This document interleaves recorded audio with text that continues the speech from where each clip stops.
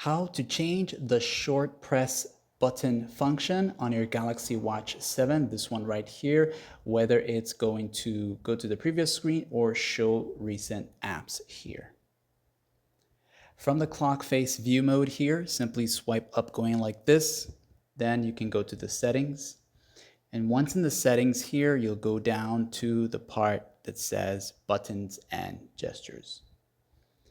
Once here, you'll see the different functions for the different pressing of buttons, and you'll go down to the short press section.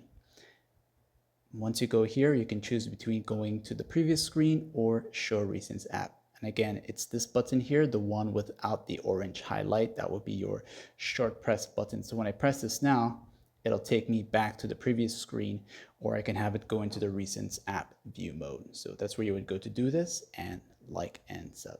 Thanks for watching. Check out my other Watch 7 tutorials.